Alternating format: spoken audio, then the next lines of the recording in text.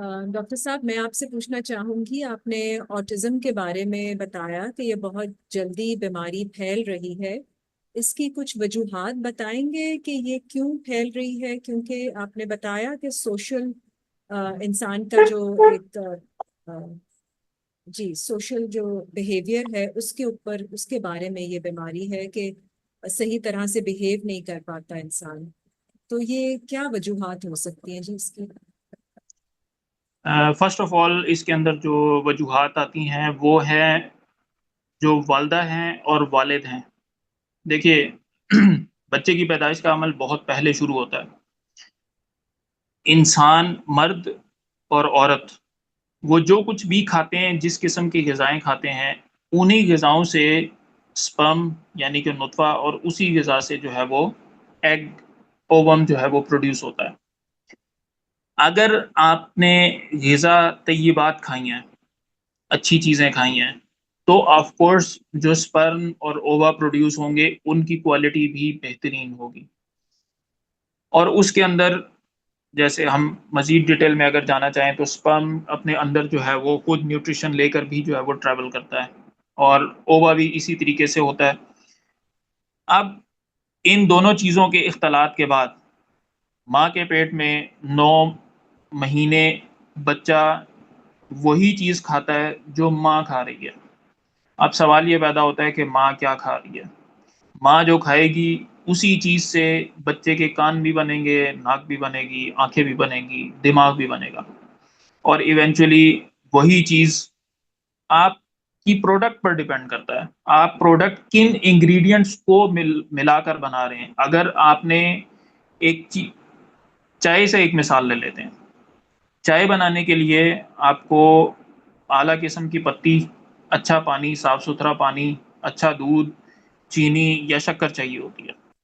अगर पत्ती की हमारी क्वालिटी बेकार है, पानी हमने गंदा डाला है, जरासीम शुदा पानी है, इसी तरह दूध जो है वो फटा हुआ है, या दूध की जगह हमने दही डाल दिया है, तो आप क्या समझते हैं उससे चाय बनेगी?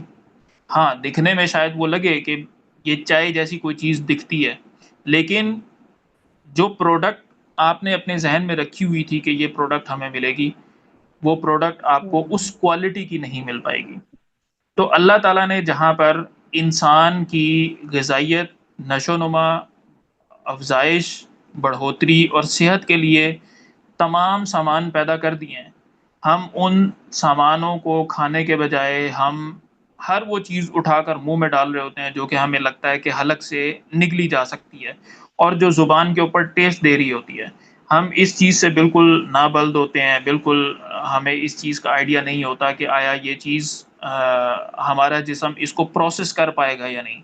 और अगर प्रोसेस नहीं कर पाएगा, इसको हज़म नहीं कर पाएगा, इससे ग़िज़ाइयत अख़ज़ नहीं कर पाएगा, या इसमें ग़िज़ाइयत है ही नहीं, तो वो चीज़ बच्चे तक कैसे पहुँचेगी?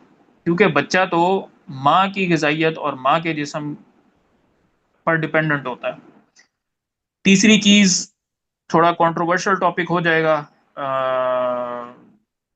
बहुत सारे लोग शायद इस चीज़ से यहाँ पर एग्री ना करें। अगर मौका मिला तो इंशाल्लाह इसके ऊपर कभी डिटेल के अंदर सेशन भी करेंगे। वो हैं वैक्सीन्स।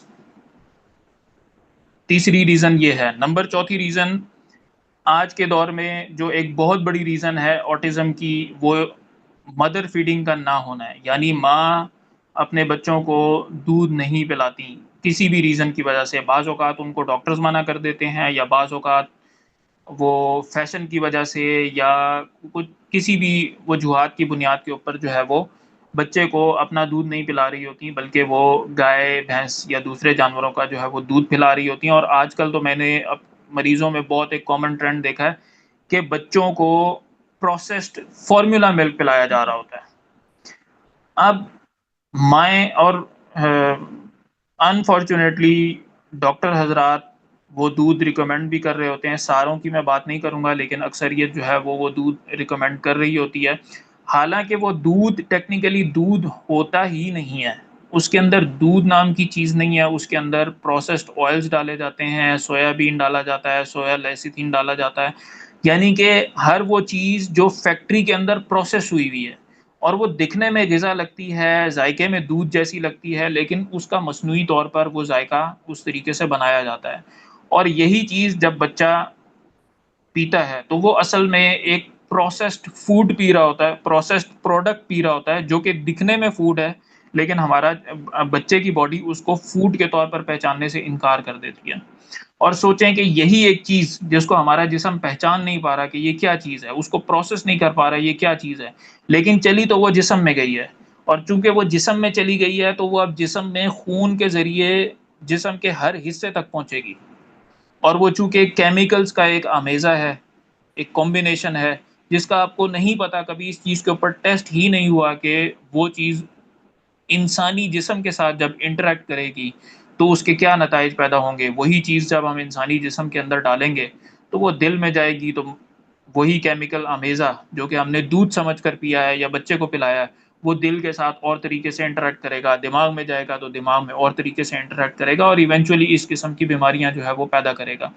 تو یہ چار عوامل مل کر بہت بڑا جو ہے وہ رول پلے کرتے ہیں۔ والد کی اپنی نیوٹریشن اور اس کی صحت، والدہ کی اپنی نیوٹریشن، اس کی صحت، تمام وہ ٹائم پیریڈ جس کے اندر ماں بچے کو پیٹ میں رکھتی ہے، یا ایون کہ اس سے پہلے بھی، کیونکہ فرض کریں ایک جگہ ہے وہ گندگی کا ڈھیر ہے، اور اس گندگی کے ڈھیر کے اندر اب آپ ایک اچھا کام کرنا چاہتے ہیں، تو کیا وہ جو اچھا کام آپ کرنا چاہ رہے ہیں وہ اس ارد گرد کی گندگی سے متاثر ہوگا یا نہیں ہوگا؟ اگر میرا کچن خراب ہے، کچن میں گند پڑا ہوا ہے، اور اس کے اندر میں ایک اچھی چیز بنانا چاہتا ہوں، بریانی بنانا چاہتا ہوں، تو یہ بتائیں کہ کیا وہ بریانی ارد گرد کے گند سے، ارد گرد کی بو سے متاثر ہوگی یا نہیں ہوگی؟ تو والدہ کا اور والد کا بچے کی پیدائش سے بہت پہلے اپنے آپ کو ڈیٹاکس کرنا بہت ضروری ہے، کیونکہ جو بھی چیز، جو گند بلا آپ نے کھایا ہے جس کو باڈی نے پروسیس نہیں کر پائی، باڈی کے پاس اور کوئی چارہ رہتا نہیں ہے کہ وہ باڈی اپنے اس تمام گند کو جو کہ آپ نے غذا سمجھ کر کھایا اس کو اپنے اندر سٹور کرے، لیکن ہوتا وہ کیمیکل ہے، اور وہ کیمیکل باڈی کے ساتھ انٹریکٹ کرتا رہتا ہے، تو نتیجہ پھر اس چیز کا جو ہے وہ یہی نکلتا ہے۔ تیسری چیز اگین ویکسینز، اور چوتھی چیز جو ہے وہ جو والدہ، جو بچے کی ماں ہوتی ہے، اس کا اپنے بچے کو دودھ نہ پلانا، یا مکمل طور پر اس غذا پر نہ رکھنا، یا پروسیسڈ ملک یا پروسیسڈ فوڈز کے اوپر لے کر جانا، اور مکمل طور پر یا پارشیلی۔